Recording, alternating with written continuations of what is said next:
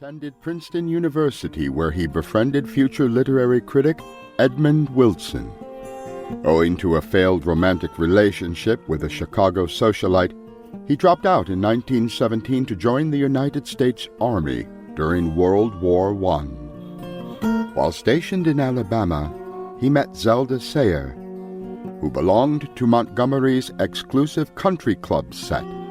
Although she initially rejected Fitzgerald's marriage proposal due to his lack of financial prospects, Zelda agreed to marry him after he published the commercially successful This Side of Paradise in 1920. The novel became a cult sensation and cemented his reputation as one of the eminent writers of the decade. His second novel, The Beautiful and the Damned of 1922, propelled him further into the cultural elite. To maintain his affluent lifestyle, he wrote numerous stories for popular magazines such as the Saturday Evening Post, Collier's Weekly, and Esquire. During this time, he traveled to Europe, where he befriended modernist writers and artists of the lost generation, including Ernest Hemingway. His third novel, The Great Gatsby in 1925, received generally favorable reviews, but was a commercial failure, selling fewer than 23,000 copies in its first year. Despite its lackluster performance, The Great Gatsby is now hailed by some literary critics as the great American novel.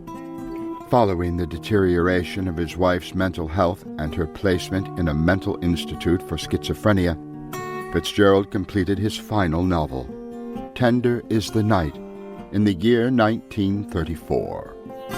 Struggling financially because of the declining popularity of his works amid the Great Depression, Fitzgerald moved to Hollywood, where he embarked upon an unsuccessful career as a screenwriter. While living in Hollywood, he cohabited with columnist Sheila Graham, his final companion before his death.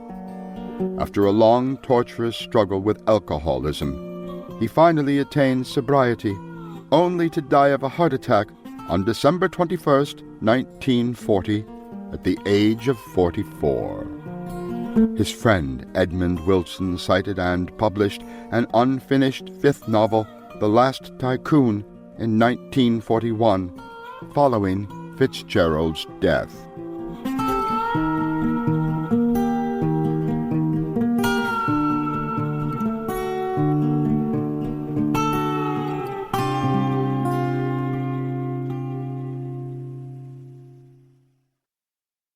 Bernice Bobs Her Hair by F. Scott Fitzgerald. After dark on Saturday night, one could stand on the first tee of the golf course and see the country club windows as a yellow expanse over a very black and wavy ocean. The waves of this ocean, so to speak, were the heads of many curious caddies, a few of the more ingenious chauffeurs, the golf professional's deaf sister, and there were usually several stray, diffident waves who might have rolled inside had they so desired.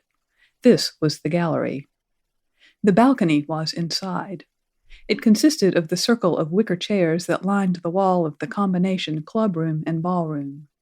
At these Saturday night dances it was largely feminine, a great babel of middle-aged ladies with sharp eyes and icy hearts behind lorgnettes and large bosoms.